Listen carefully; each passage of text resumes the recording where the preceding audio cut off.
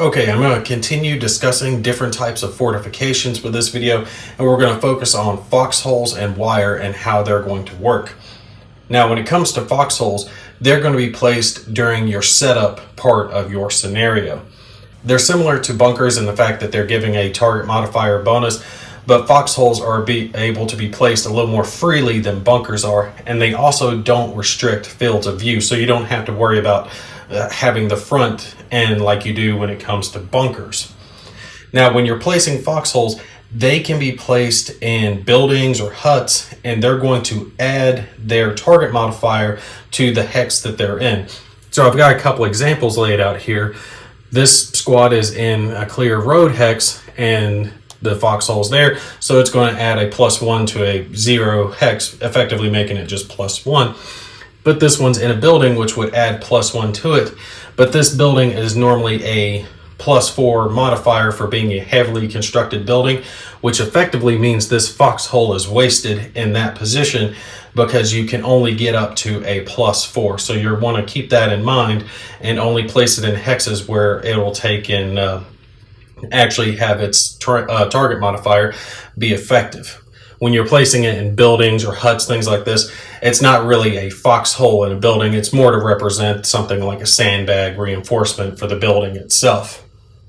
Vehicles and non-machine gun weapon teams, they're only going to benefit from foxholes if they're placed there during setup. And when it comes to mounted units, they can only benefit from foxholes if they're dismounted. So while they're still mounted, they're not going to gain any benefit from foxholes. Foxholes also do, like I said, take and provide that positive terrain modifier when it comes to making a rally attempt. So like this American unit here, even though they're in the open, since they do have foxholes there, if they were to become shaken later on, they would be able to take and have that -2 modifier when they were making a rally attempt.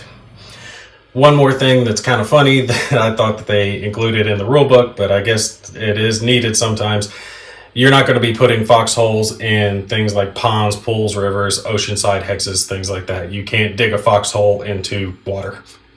Now, when it comes to wire is actually very easy to understand. When it comes to leg units, it's going to make whatever hex that the wire is in cost 4 movement points total, and for vehicles that are moving through it, it's going to be listed down on your terrain effects chart, the movement point cost for the different types of vehicle units.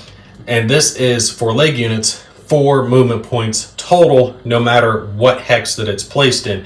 It's not 4 movement point cost on top of the hex itself. So like this wire located here in this clear road hex is going to cost 4 movement points for vehicles, for leg units to take and move through.